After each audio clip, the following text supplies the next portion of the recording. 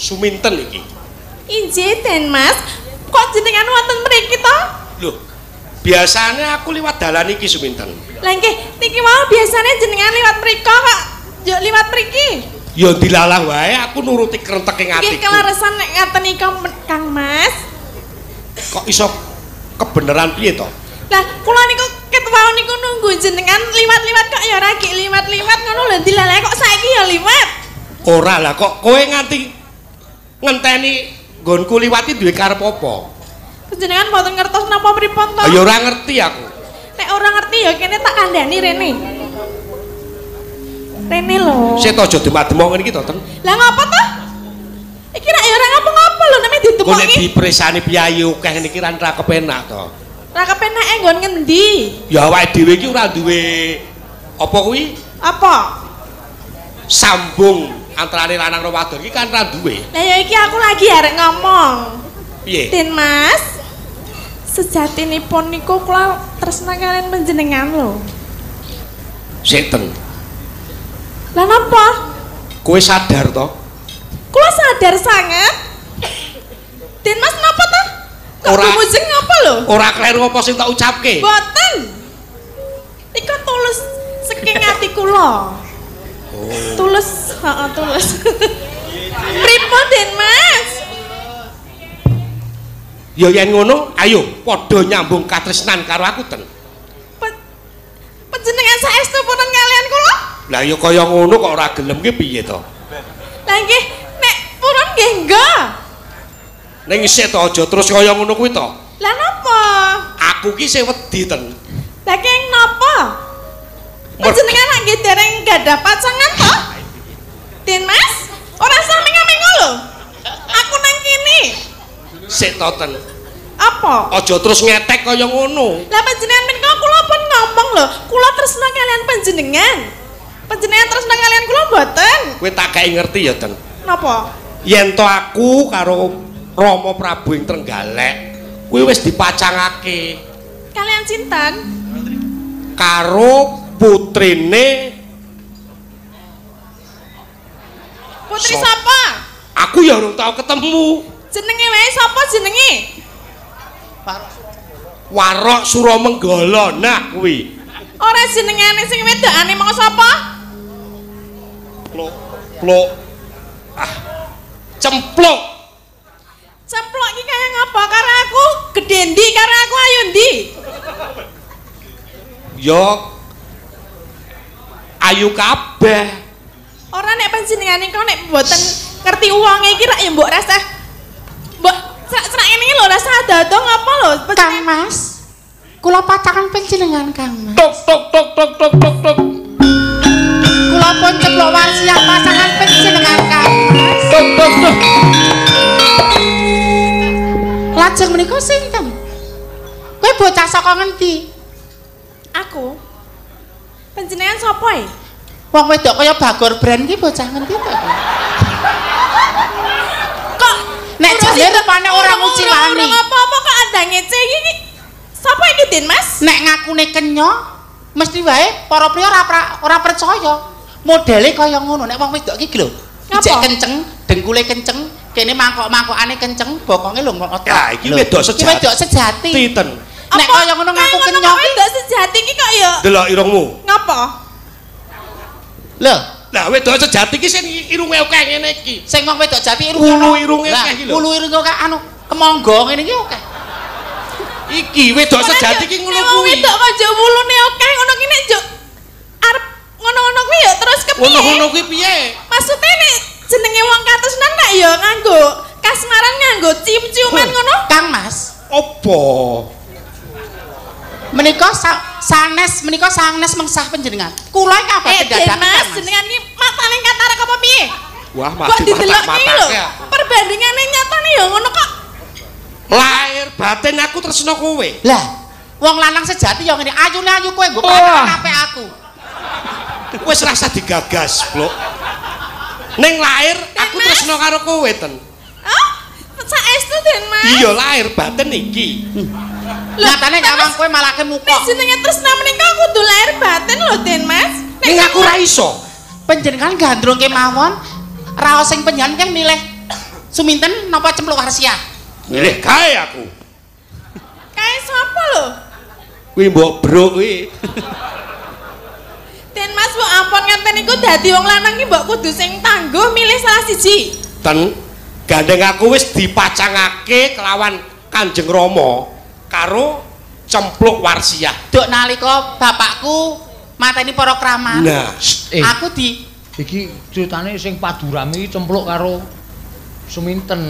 Kang Mas panjenengan kok wonten mriki kemawon? Ya. Wong lanang utah-utuh ngeblangkrah apa? Apa? Kowe arep apa, Plok? Suminten. Apa? Lek nom mripatmu jarengen gobokmu. Apa?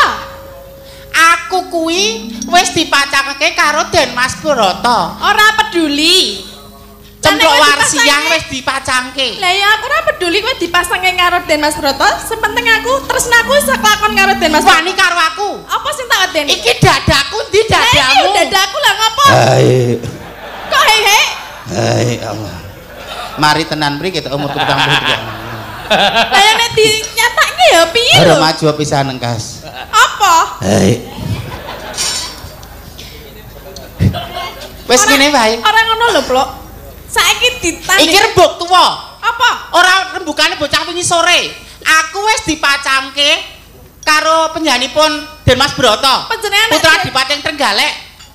urung ijab toh? Ning aku wis tau kanggo. Anu, wis tau kenal. ngawur Nek urung ijab ki sapa? Urung tau kanggo, mung agak pisan ngicipi. Alah, ra sida. Mergo golek dalane ra kecekel. Alah ya. Kowe kaya ngono ki ya arep milih ngono ki Den Mas Broto. Saiki garis gedene ngene. Iku dupadune Cempluk Warsiah karo Suminten. Nek to bacotake iki padune Warok Suramanggara karo Warok Gunaseca. Ya omongane padu ya ben padu. Den Mas Broto. Mas, Hei, menika lho, wong itu omong Kang Mas. Aku niku koyo.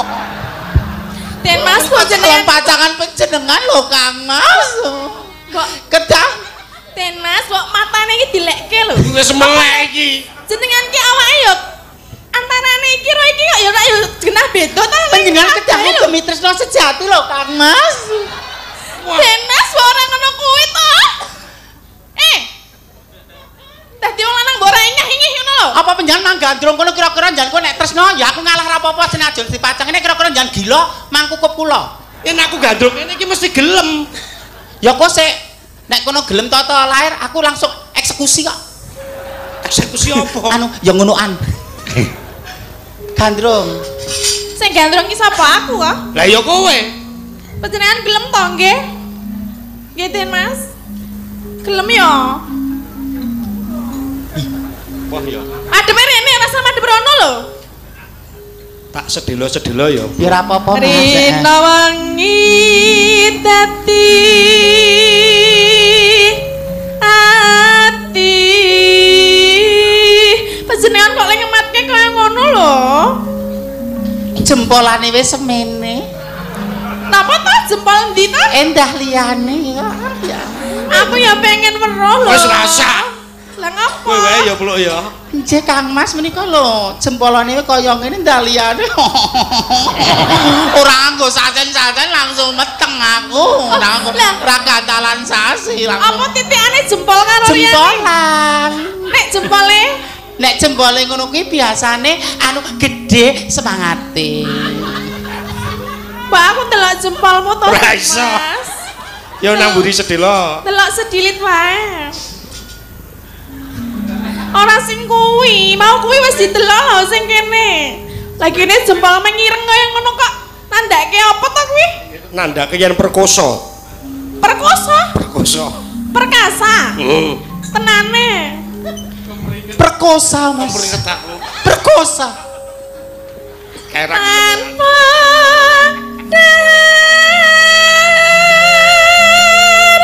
tanpa nindra.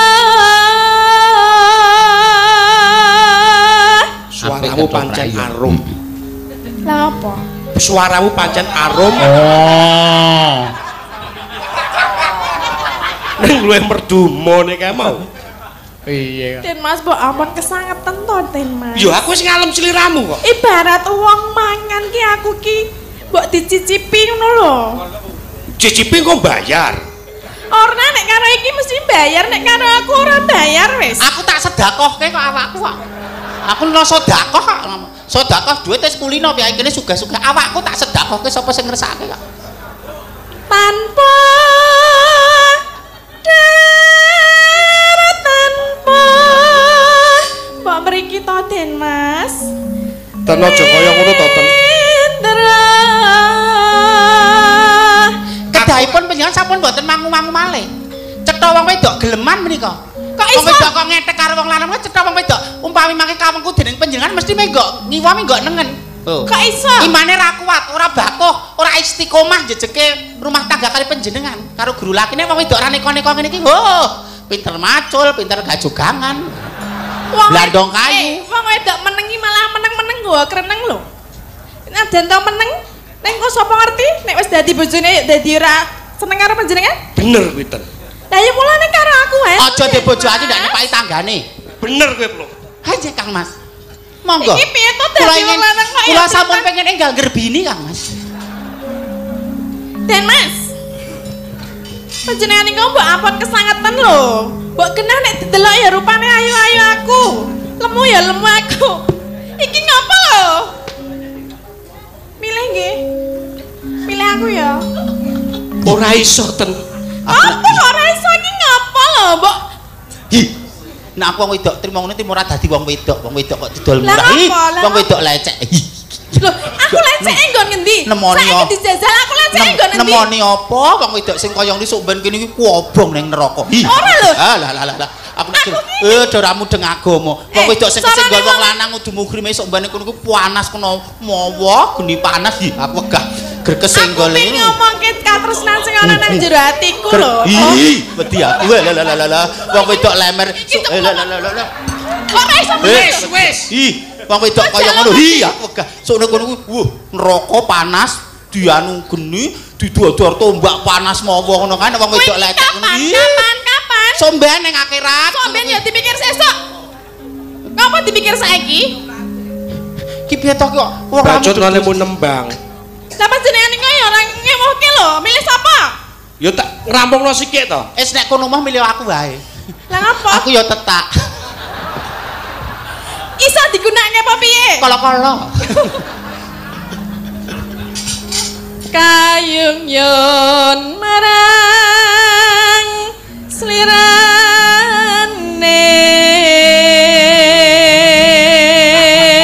Seru ketoprak ya. Iya. Tansah gumawanging netra. Aja nekat lho, Ten. Lah apa? Kuwi iki sawijining wanita lho. Panjenengan ya dadi wong lanang kaya plintan aku nek urung di jenengan Alah, gek wong wedok model apa? Kaya wong lanang Lho aku plintan cek model piye? Lah jenengan ora iso milih antarane aku karo Ceplok. Aku wis tetek atiku yen to aku tresno karo Ceplok. Laire? Mau tak nggo samudana ben nglegani atimu. Oh ngono. Dadi saiki sing omongane rasa digugu sapa? Lho. Aku tetep ngugemi pangandikane Kanjeng Rama yen to aku dijodoke marang Panjenengane Ceplok. mboten tresna kalian kula-kula saiki lho. Dadi rol ketoprak ora masuk. Mbak ya kaya Suwargi Ha to? Mbah Wirya Parnu. Kaya rol ketoprak. Mbah Niniken. Kira mangkat wonge izin. Kabotan anak loro. Ayo sing apik tegas. Jero ati kadung. Iki aku wis dredeg iki lho, Ten. Tresna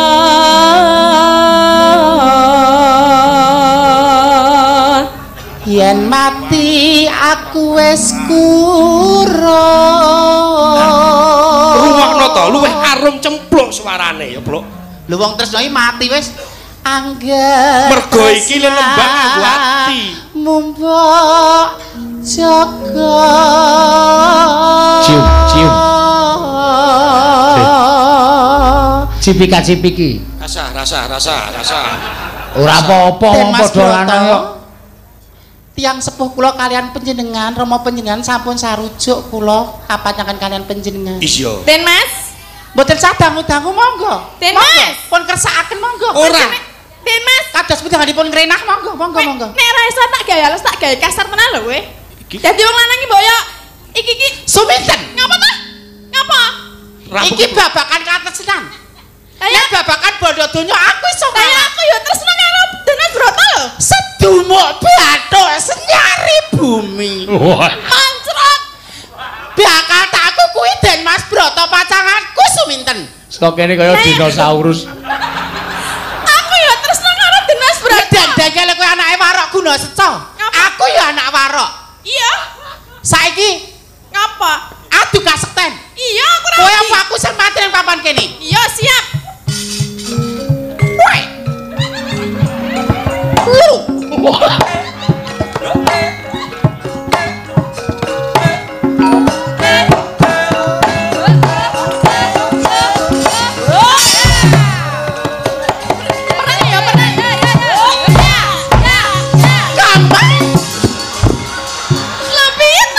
Kang Mas.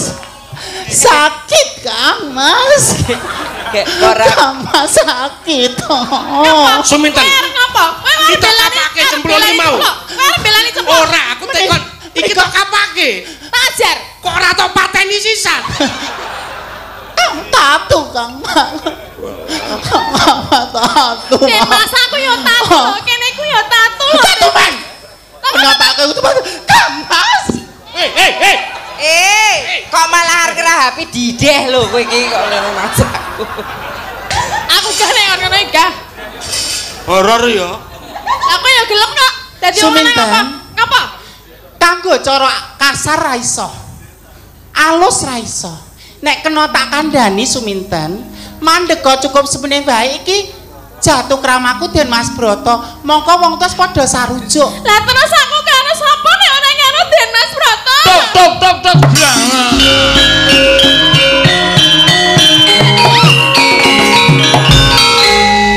Apa iki? Anu wae ketoprake dindeke polsek. Oh. Nang apa? Iki tangane wak Lah ngopo? Lah padune nganti mbrebeki tangga-tangga. Iya. Kula dindeke sik. Iki sing terakhir iki ana sing pamundutan Mbak Apri monggo. Ya. Sing mau Wahyu Kala Sebo. Ya. Diaturke monggo alon-alon. Iki dirembuk. Dirembuk Mbak Tatin. Apa? Oh iya. Waktune bayaran. Dum-duman tiket ketoprak. Iya. Dunduman Jenenge tiket. anu ketoprak tobonge saumane kelong nggo bayar sing arek kelir, kira nggo bayar parkir, kira nggo apa turane ya sak kuwi kudu diterima seniman sejati ngono kuwi. Nggih, anu pemeran putih Suminten. Suminten. Karena akeh SMS sing Sumintene lumayan apik. Iya, ngono ya. Kae arep kae. Paham, Pak. Iki pemeran kakung. Ya. Lumayan. Heeh, wis dienggo pokoke dianu. Ya. Ya.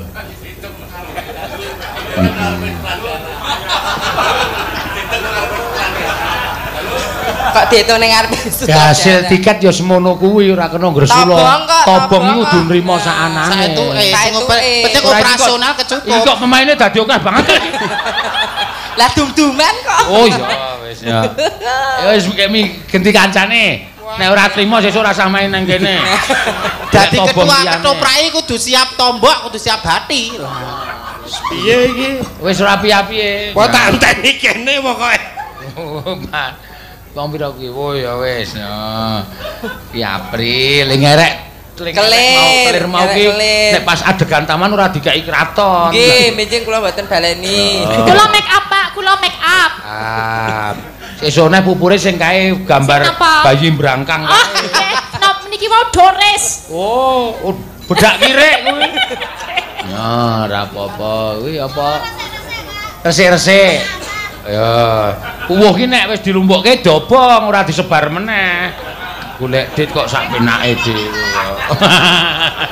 Ya, wae sithik-sithik dum. Lho iki apa iki kok cilik banget wis ora usah melu. Sesuk sekolah saiki bali turu. Oh, dadi kuburan. Sing dadi kijing mau kowe to? Oh iya.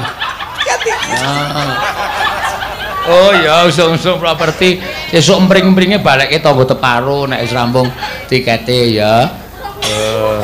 Kula sing tanduran ngen taman wau. Tanduran ngen taman. Emang ora plastik to? Mboten napa-napa jenenge properti niku plastik ya kenapa apa iso. Matur nuwun. Iya apa meneh. Kula sing ngelari karpet. Oh ya, sesuk sing kena rokok kae ditambal. Nggih. Nganggo jadah. Matur nuwun. Kula, Pak. Iki apa? Debt collector nagih hutang. Sing wingi dereng dibayar. Oh iya. Ya sasi. Ya iki sasi ngarep sisan. Kula dola, Pak. Ya Wis tau kae sisan men gek rampung ndak, Dok. Wis iki jal. Yo nya. Iki nggo aku ya. Iki nggo aku. Siro. Kula apa bagian kupu-kupu. Kupu-kupu yo ben. Kupu-kupu nabrak dasar. Lho kupu-kupu ki ya nggo pemanis panggung lho kupu-kupu menika. Kalau sebone diaturke sik. Iya, mangga.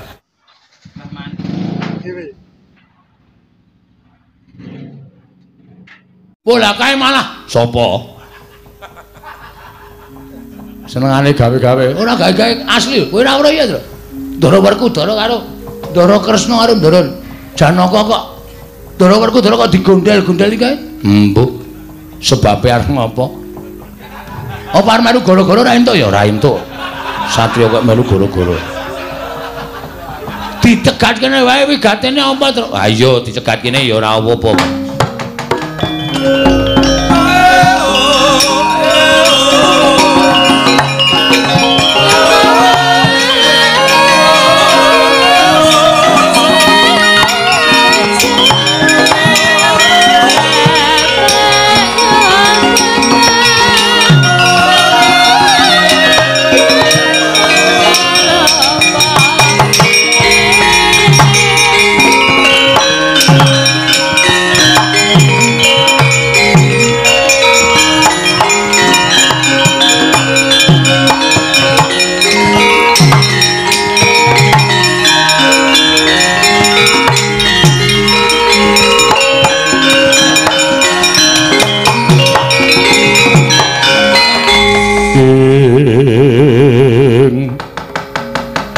Mangancur lakune ngangin kukuranggrane ngarga kura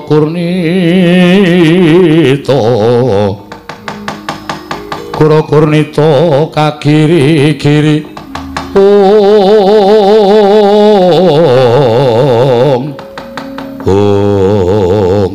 Werkudara Marata coba saiki hitungan nganggo nalar ingkang ganep. Bobote guru karo ibu kuwi miturut Syadi bobot endi? Gumantung nggone ngarani. Kok gumantung nggone ngarani? Ibu babu Kunti tak anggap bobot uripe tumraping Werkudara. Merga tanpa ana ibu aku ora bakal inairake ana ing jagat. Sakwise ibu guru kok gedhe dayane tumrap Bratasena merga ingkang paring ilmu marang uripku. Guru Durna ya bapakku. Merga saka ilmu kahananku iso dadi kaya mengkene. Wong urip tanpa ilmu bakal mobat mabit uripe. Kaya dene wit sing gedhe diobat-abitake angin. Ngalor melu ngalor ngidul, ambruk ngidul ngetan, bakal ambruk ngetan. Wah, aja perkara bobote guru karo ibu. Nanging iki perkara kasatriyaning Werkudara. Kasatriyanmu sing piye? Aku wis sagu ngantepi dawuh perintahe Durna bapakku. Yen nganti ora tak lakoni kaya ngapa kang padha ngelukke karo Werkudara, kang padha ngrasani lawan aku. Mula ora usah padha wedi. Nggonku golek ngelmu, golek kawruh iki mau nadyan tak rewangi nyemplung segara. Nanging tumrap aku gedhe kapercayaanku kelawan Bapa Durna, wong sing gedhe kapercayane bakal ketemu apa ingkang dijangka. Werkudara, wong ngangsu kawruh kok dadak nyemplung tenging samudra ki tumrap aku kleru. Tumrap kowe kleru, nanging tumrap aku durung kleru lan ora kleru. Yayi, yen ngono Syadi wis ora nganggep lawan pun Kakang. Kowe tak anggap pepundhenku tuwa, sedulurku tuwa.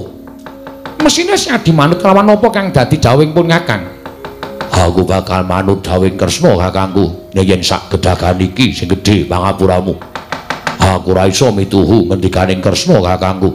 Aku kudu nyemplung segara menawi paduka Kakang Mas cemplung telenging samudra.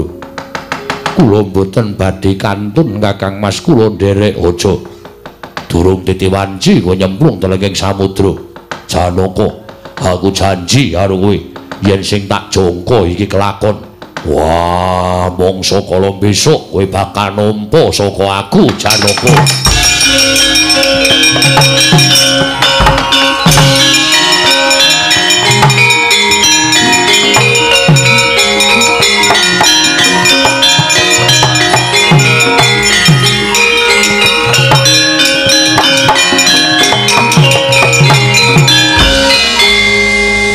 Prabu kados pundi lampahan menika wis digondelana kaya ngapa Werkudara ora bakal bisa manut kelawan pangringipun Kakang Koko Prabu. Nanging kula badhe kecalan Kadang Werda. Saiki ngene, ora usah dadak siadi nangisi malang kananing kadangmu Jodipati. Nanging tumrapun Kakang, perkara iki didumuk sarta digoleki tuk sumbere. Tuk sumberipun kados pundi? Sapa to sing dawuh Werkudara nyemplung telenging segara? Ora iki kejaba mung bapa gurumu Begawan Durna. Mongko kowe ya melu-melu suwita karo Pendhita Durna. Saiki coba pitungen. Apa Pendhita ingkang dawuh kelawan muridé supaya nyemplung telenging samudra Andrapati kaya mengkono mau? Apa isih pantes dadi gurune Janaka? Coba aku tak takon karo kowe, Janaka.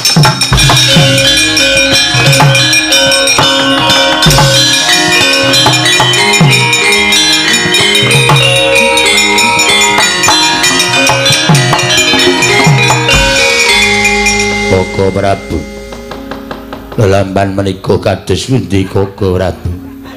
Kula nyuwun supados Kakang Mas Jodipati Koko.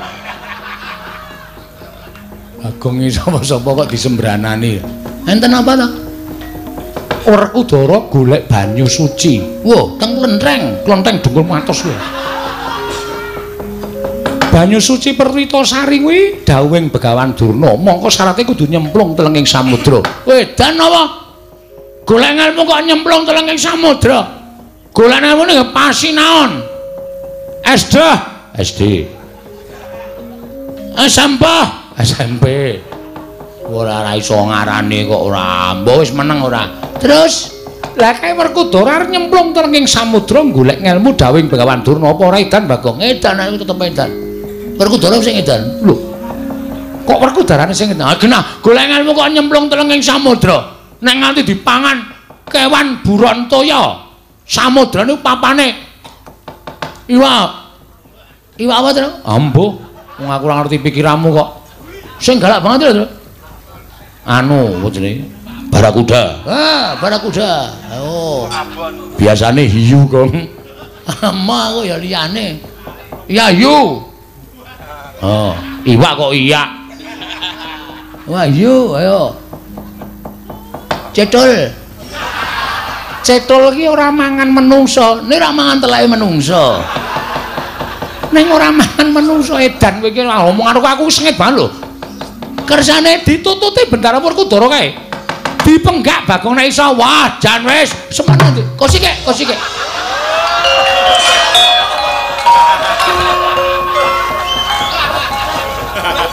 Oh, kesusu-susu. Serar ngeterke ye.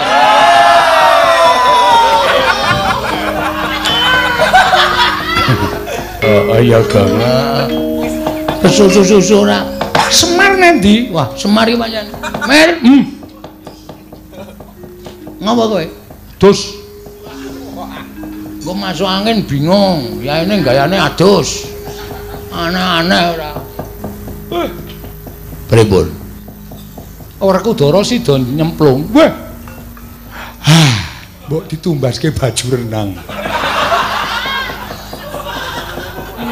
Ora caturan.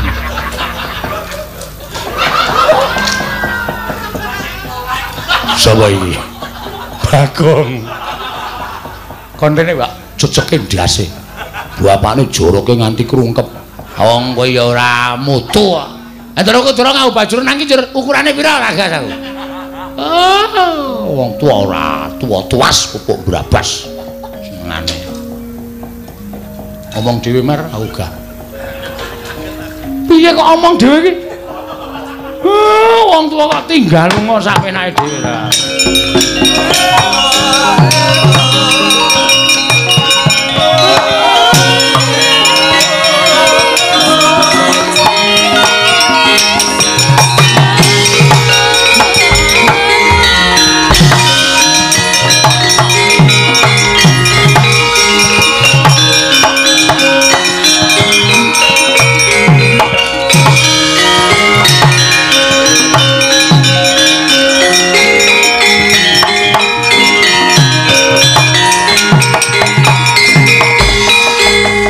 Wis manjing tepining samudra alun gulung gegulungan hanggempur watu karang temaju malgur suarane dadya giris kang samya wuninga parandene sang pengawak waja datan mundur saking geguntur datang mendho saking pangrerepa tanana ingkang pinindeng kejawi amung pangandikaning sang tapa Begawan Durna kinanangulari kang tirta pawitra mahning suci sigra manjing telenging samudra sang Werkudara anjer pati madyaning samudra.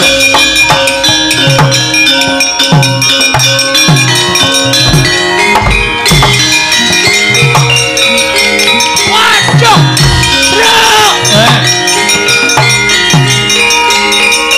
wah.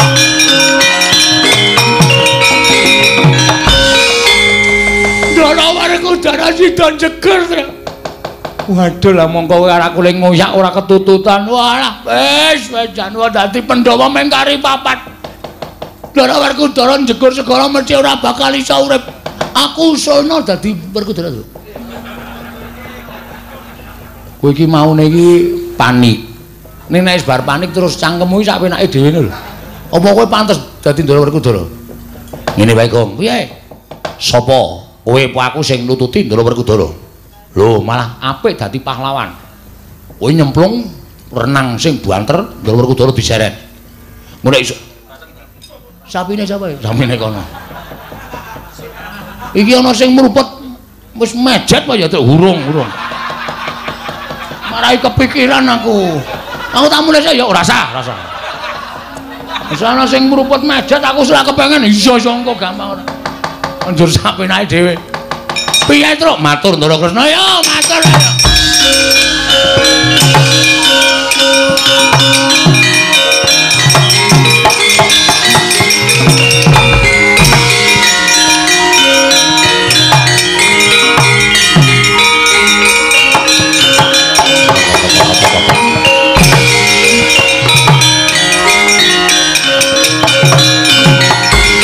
Kemambang ana naga sakilur kumbang gedene.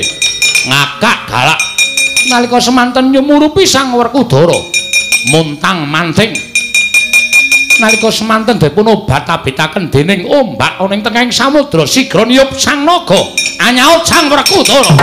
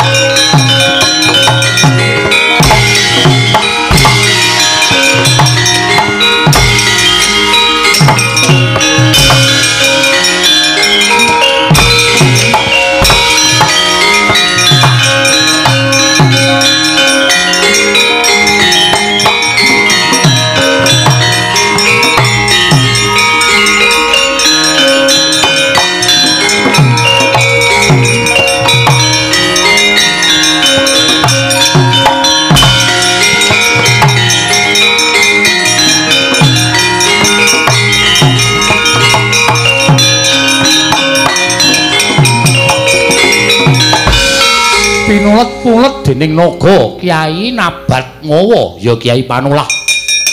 Diwit saking pasundulan temeka jempol suku. Nalika semanten sang Werkudara kaya wis ngraos pejah. Datan ngraosaken gesang nalika semanten kinarya nyengkakaken pejahing sang Werkudara tutuk naga arsa denelih wonten ing jejongga. ing nalika semanten nyokot wentise arsa denelih ening jejonggo saka rasaning pambenggang suwek cangkeme naga.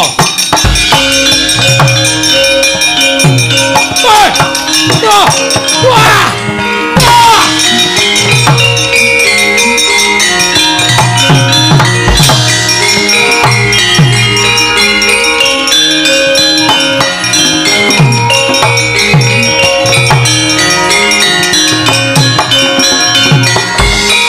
Kumbak kumbul nalika semanten den beto alun Sang Werkudara saya nengah Sang Werkudara nggih den beto bantring alun tengahing samudra kedadak temangsang wonten ing pulo alit Sang Werkudara.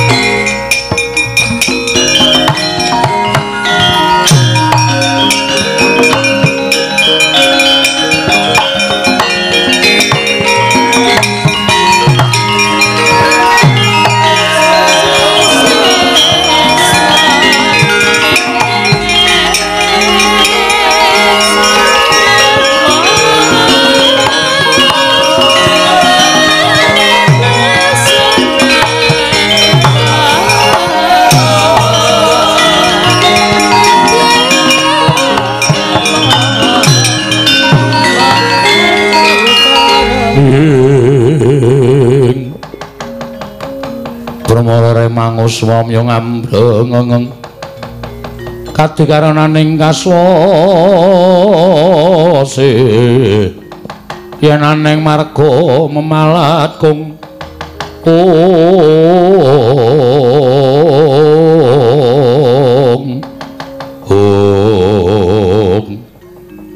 wah aku iki apa ngimpi panono ing pulo tengah samudra kang asrine kaya ngene. Panggonan iki nyenengake perbawani nentremke ati. Iki ana bocah bajang ijen mapan ana ing papan kene. Kowe kuwi sapa? Anake sapa? Werkudara. Bagya saprapta kita ana ing ngarsa ulun. Gumo lancang Jumandaka dene kowe mung derajate bocah. Wani nyebut aku Kulub. Kowe sapa? Wis ngerti lawan aku. Ulun iki Jawata, dene bebisik ulun Bathara Ruci. Ya Sang Ruci Bathara. Bathara Ruci kowe kuwi anake sapa? Ulun iki ora kayogakake lan ora angyogakake. Kahanan ulun bareng lawan kahanan kita. Yen pancen kowe kuwi dewa, mestine awas paningalmu. Mula aku njaluk titikan. Yen kowe bisa nyemput aluran ingkang nurunake aku gelem ngaku yen kowe kuwi dewa. Ya. Ulun mituruti panuwun kita, jeneng kita mono anak Prabu Pandhu kang panenggak patutan lawan Dewi Kunti.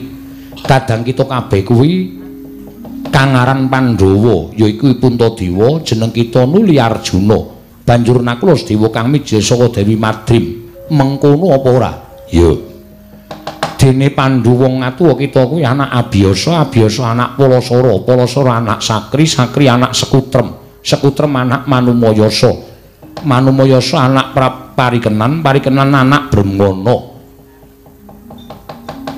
Bremana kuwi anak Brama, Brama kuwi anak Bathara Guru. Iku mungguh kang dadi alur kita. Saiki aku gelem ngakoni yen kahananmu tunggal jati ning kahanan karo aku. Lan aku bakal nyembah ndodhok karo kowe. Nanging aku njaluk titikan. Waton kowe bisa mbatang apa perlune Werkudara tekan kene. Lan kowe kudu bisa nuduhake kanthi cetha ngendi lan ndi ingkang ndak upaya. Nggih. Ulun mung tansah ngijabahi apa kang dadi panuwun kita. Ing purwane ana saluka kang surasane mengkene, aja memangan yen durung weruh rasane kang dipangan. Aja menganggo yen durung weruh werdine kang denanggo, aja lelungan yen durung pernah papane kang den tuju. Aja manembah yen durung pono papane kang sinembah. ya kanthi wewaton saluka maunggir ulun benerake marang lelakas kita nggon kita kesusu nindakake samubarang gawe luwih-luwih ing bab dununging panembah kita tindhingi kang kanthi permana luwih dhisik ya mengkono mau prayoga banget banjur kewajiban ulun hambatang sedya kita teka kene ya kuwi ngestokake perintahing guru kita dah nyuwang duna kinen ngupaya kang tirta pawitra mahending suci dene nganti kita rewangi manjing samudra sabab nggon kita bakalan entuk wejangan kawruh kasampurnan purhanina kulup Durna ku ya ora keliru pancen ing kene papaning kawruh kasampurnan ya mung ulun Sang Ruci Bathara ya Sang Mahardi Kengrat kang bakal mbabar kawruh kasampurnan kelawan jeneng kita kulup Werkudara.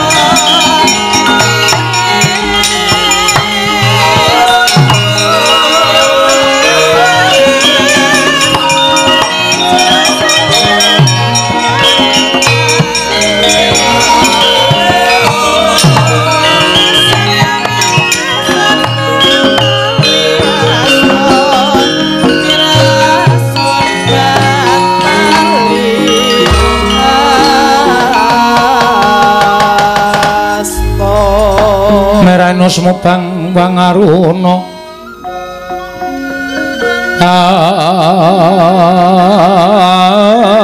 dinetraning uga rapuh sataning kokila ring kanikara saketar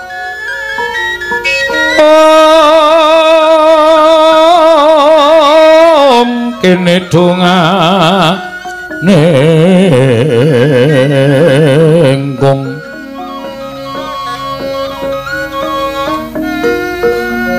ler sing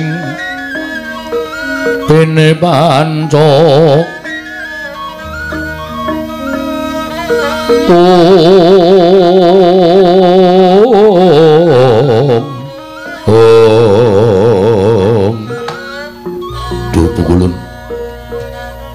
boten kinten bilih Paduka dununging kiblat gegayuhan kula ing wekdal menika.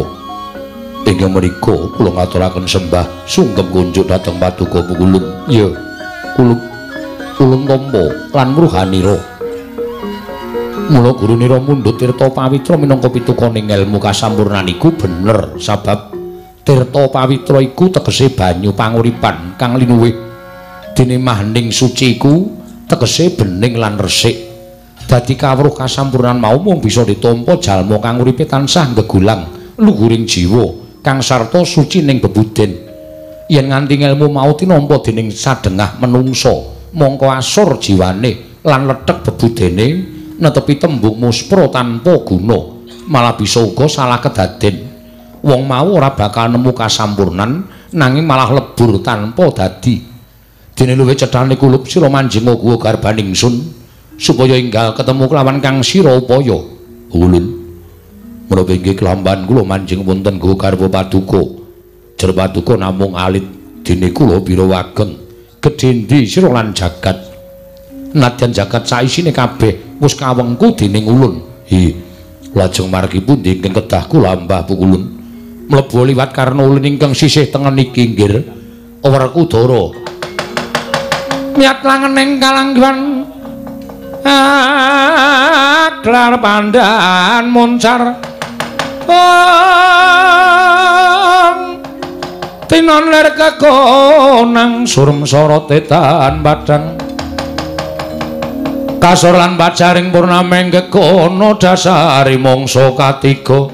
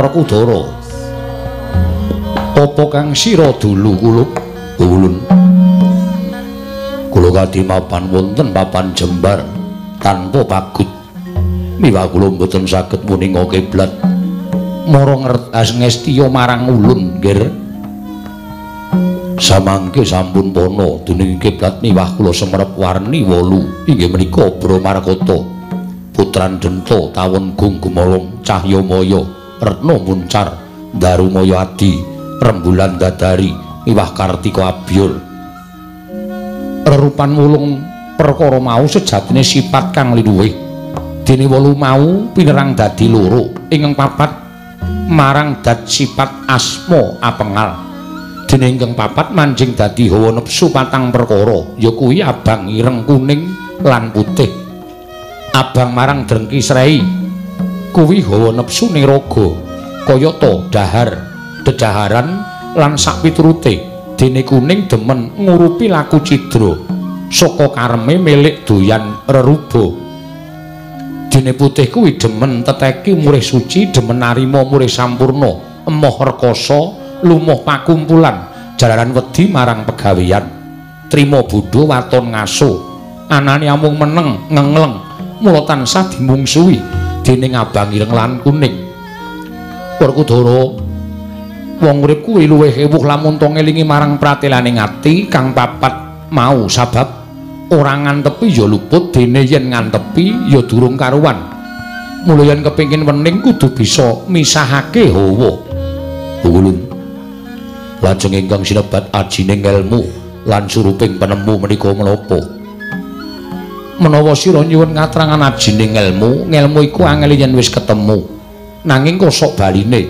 kudu tansah ngelingi marang pepacuh sarta ora kena nerak marang angger-angger apa dene kudu netepi idep madhep tetep mantep idep kudu sinartan manembah marang kang gawe jagat madhep meper hawa nepsu karben iso wening tetep aja kleru marang penggawe dudu dimene darbe budi rahayu amarga yen nganti milik ora wurung bilaene mantep kudu nglakoni ing sedya awit sedya kang mengku panarima iku mobah musik ing menungsa mung sak derma kawula namung semindhi dhateng kersaning Hyang Sukma tegese mesthekake barang kang durung kasat netra kuwi bakal kasiku dening Gusti mengkono muluk munggo panjinging ilmu wondere suruping ilmu ya kuwi setya legawa sabar narima berbudi bawa leksana setya legawa aja sugih sujana lan lila ing donya ikhlas marang pati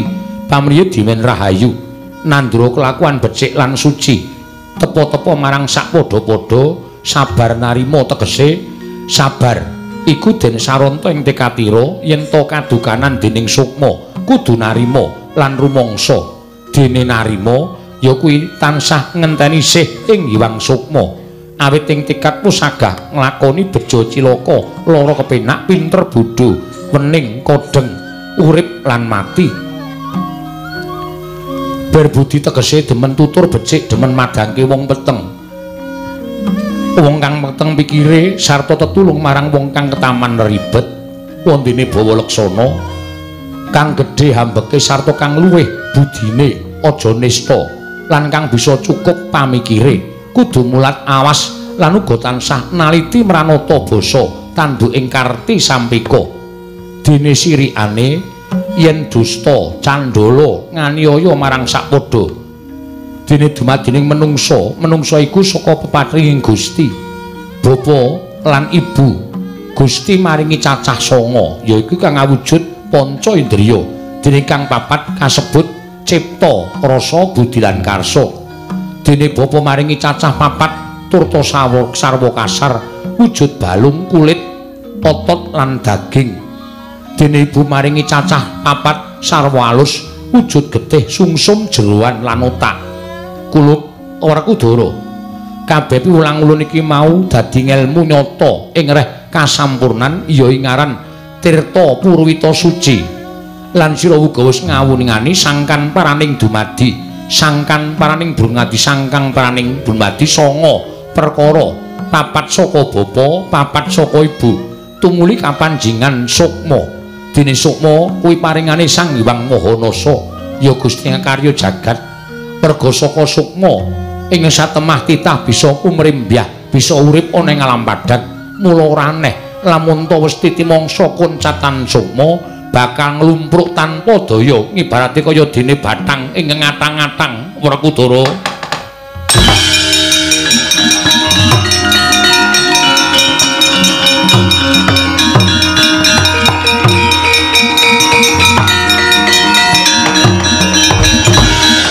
Ngaturaken panuwun ingkang tanpa pepindhan.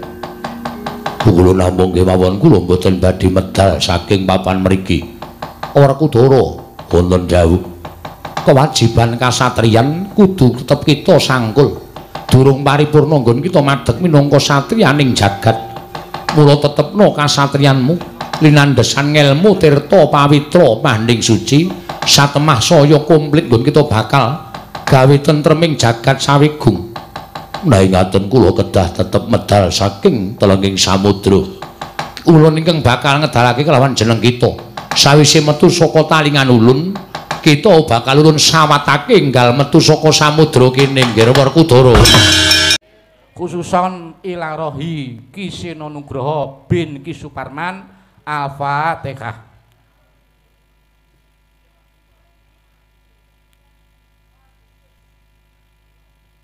Amin. Matur sembah nuwun. Ya, nek wis